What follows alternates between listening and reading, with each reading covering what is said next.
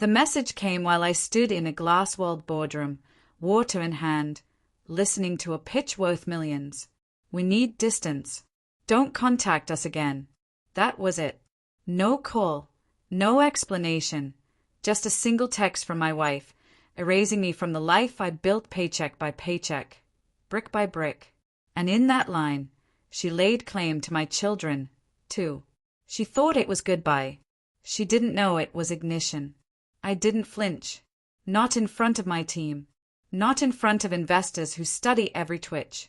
I slipped the phone away, nodded at the speaker, and let the meeting finish. Inside, though, betrayal pressed like a blade into my ribs. Still, I didn't bleed. Not yet. We'd been married 12 years. I met her when all I had was a garage reeking of oil and burnt coffee, chasing a dream she mocked as fantasy. When success finally came, her laughter stopped. Shopping trips, renovations, luxuries, she adapted quickly. I thought loyalty meant storms survive together. Turns out she only loved clear skies. The clues were there. Late nights at the gym. A new perfume. Phones flipped face down at my approach. I buried suspicions under trust. But trust is wasted when the other person already cashed out. That one text made it clear. She wasn't just leaving me. She was leaving us. The vows, the home, the family, and carrying my kids into another man's house. Her mistake was forgetting who I am. I don't fight with fists. I fight with leverage. No begging, no scene. Just one reply, of course. Tell him the $500 million I pledged to his company is off the table. Then I powered down my phone and waited. By midnight, the call started. Highs, his, numbers I didn't recognize. Friends, her mother, even one of the kids coached to beg over speakerphone. None came from love.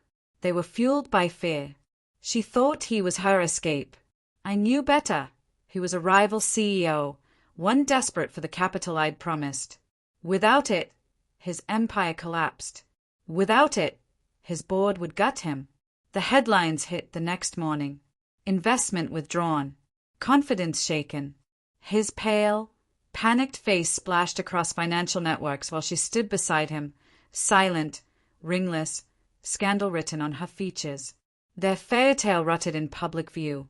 2 days later, she came to my office. No makeup, voice shaking. You didn't have to do this. I looked at her the way you look at a stranger begging for coins. You chose. So did I. Her lips quivered. But the kids, I cut her off.